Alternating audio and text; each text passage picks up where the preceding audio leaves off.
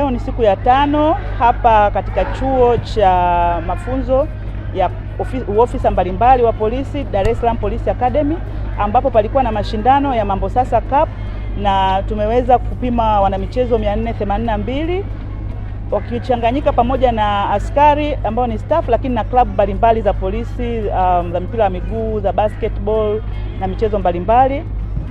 Upimaji huu umeenda vizuri. Tumeweza pia kutoa elimu ya afya, dalili gani za hatari kwa mwanamichezo ambazo zinaweza kusababisha akadondoka na kupoteza maisha, au ikawa ni viashiria vya ugonjwa ambao unaweza kumletea mapigo ya moyo ya hatari wakati anacheza, pamoja na maumivu ya kifua wakati anacheza, kizunguzungu, kudondoka na kupoteza fahamu, lakini pia kuchoka kuliko mazoezi ambayo ameyafanya.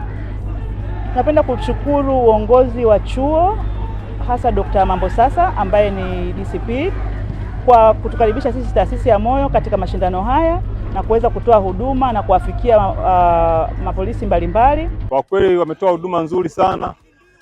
Wanafunzi tumefurahi kwa sababu kuna huduma ambazo tumezipata ambazo muda mwingi tulikotoka ilikuwa ni ngumu sana kupata hizo huduma, lakini kwa weledi mkubwa wametupatia huduma, tumefurahi sana.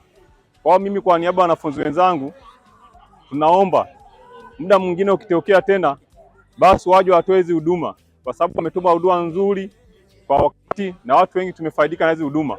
Tumepata kupimwa vipimo mbalimbali ikiwemo moyo, pressure, sukari.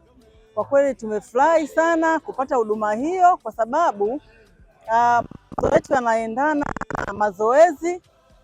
Kuijua afya ni nzuri sana na kutafanya tuweze